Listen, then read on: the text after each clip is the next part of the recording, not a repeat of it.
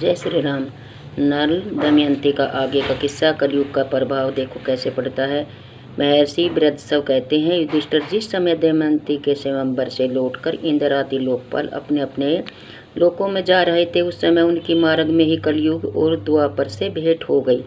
इंद्र ने पूछा, क्यों कलयुग, कहाँ जा रहे हो? कलयुग ने कहा, मैं दमयंती के स्वयंवर में उससे विवाह करने के लिए जा रहा हूँ।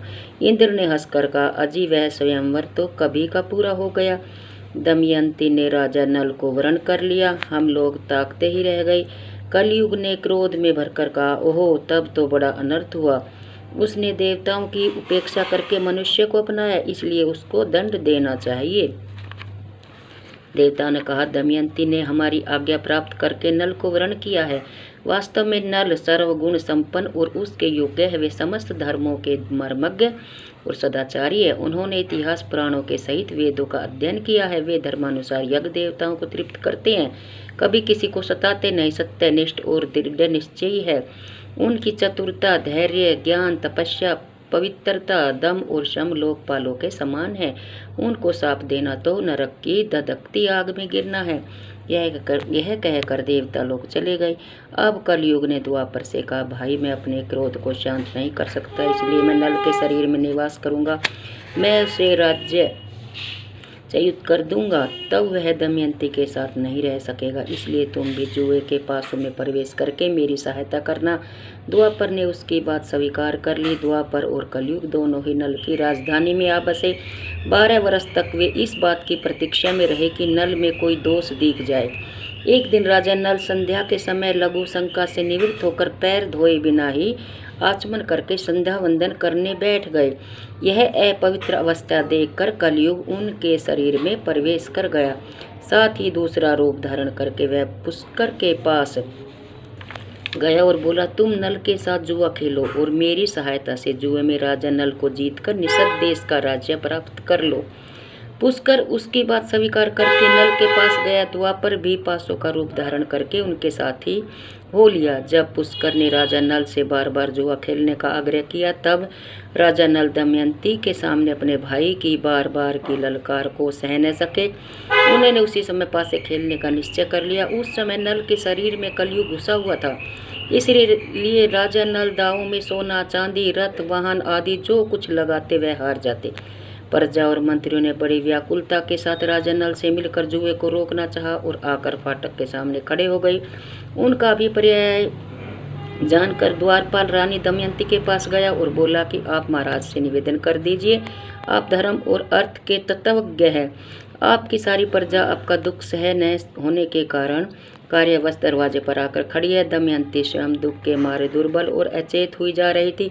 उसने आंखों में आंसू भरकर गदगद कंठ से महाराज के सामने निवेदन किया, स्वामी, नगर की राजभक्त प्रजा और मंत्रिमंडल के लोग आपसे मिलने आए हुए हैं और डोडी पर खड़े हैं, आप उनसे मिल लीजिए। परंतु नल कलयुग का आवेश होने के कारण कुछ भी नहीं बोले।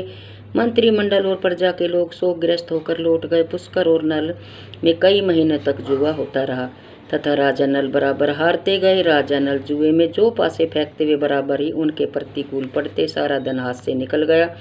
जब दमयंती को इस बात का पता चला, तब उसने बृहत्सेना नाम की धाय के द्वारा राजा नल के सारथी वारणेश को बुलवाया और उससे कहा, सारथी, तुम राजा के प्रेम पात्र हो। अब यह बात तुमसे छिपी नहीं है कि महाराज बड़े संकट में पड़ गए हैं, इसलिए तुम घोड़ों को रथ में जोड़ लो और मेरे दोनों बच्चों को रथ में बैठाकर कुंडिल नगर में ले जाओ। तुम रथ और घोड़ों को भी वहीं छोड़ देना। तुम्हारी इच्छा हो तो वहीं रहना, नहीं तो कहीं दूसरी जगह चले जाना।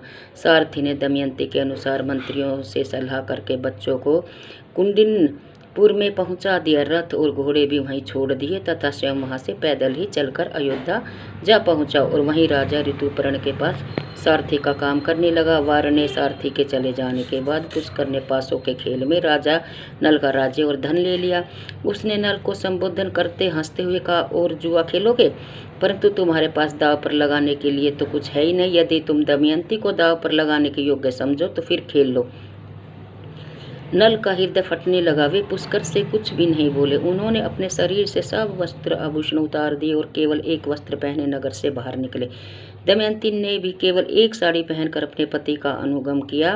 नल के मित्र और संबंधियों को बड़ा शौक हुआ। नल और दमयंती दोनों नगर के बाहर 3 रात तक रहे। पुष्कर ने नगर में ढिंढोरा पिटवा दिया कि जो मनुष्य नल के प्रति सहानुभूति प्रकट करेगा उसको फांसी की सजा दी जाएगी। भय के मारे नगर के लोग अपने राजा नल का सत्कार तक न कर सके। राजा नल 3 दिन रात तक अपने नगर के पास केवल पानी पीकर रहे। चौथे दिन उन्हें बड़ी भूख लगी। फिर दोनों फल मूल खाकर वहां से आगे बढ़े। एक दिन राजा नल ने देखा कि बहुत से पक्षी उनके पास ही बैठे हैं। उनके पंख सोने के समान दमक रहे हैं। नल ने सोचा कि इनकी पाँख से कुछ धन मिलेगा। ऐसा सोचकर उन्हें पकड़ने के लिए नल ने उन पर अपना पहनने का वस्त्र डाल दिया। पक्षी उनका वस्त्र लेकर उड़ गए। अब नल नंगे होकर बड़ी दीनता के साथ मुंह नीचे किए खड़े हो गए। पक्षियों ने कहा, दुर्बुद्धे, तू नगर से एक वस्त्र पहनकर निकला था, उसे देखकर हमें बड़ा दुख हुआ था। ले, अब हम तेरे शरीर पर का वस्त्र लिए जा रहे हैं। हम पक्षी नहीं, जुए के पासे हैं। नल ने दमयंती से पासे की बात कह दी। इसके बाद नल ने कहा, प्रिय, तुम देख रही हो यहाँ बहुत से मार्ग हैं। एक अवंती की ओर जाता है, दूसरा ऋक्षवान पर्वत पर होकर दक्षिणी देश को। सामने विंध्याचल पर्वत है। यह पयोष्णी नदी समुद्र में मिलती है। ये महर्षियों के आश्रम है। सामने का रास्ता विदर्भ देश को जाता है। यह कोमल देश का मार्ग है। इस प्रकार राजा नल दुख और शोक से भयकर बड़ी सावधानी के साथ दमयंती को भिन्न भिन्न मार्ग और आश्रम बतलाने लगे।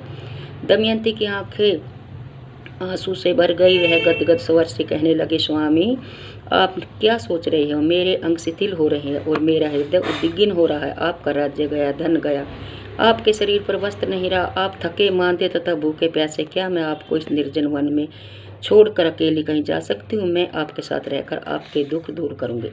दुख के अवसरों पर पत्नी पुरुष के लिए औषधि है। वह धैर्य देकर पति के दुख को कम करती है और बात वैद्य जैसे स्वीकार करते हैं। नल ने कहा, प्रिय, तुम्हारा कहना ठीक है। पत्नी मित्र है, पत्नी औषधि है, परंतु मैं तो तुम्हारा त्यागा हुआ नहीं चाहता। तुम ऐसा संदेह क्यों कर रही हो? दमयंती बोले, आप मुझे छोड़ना नहीं चाहते, परंतु विदर्भ देश का मार्ग क्यों बतला रहे हैं?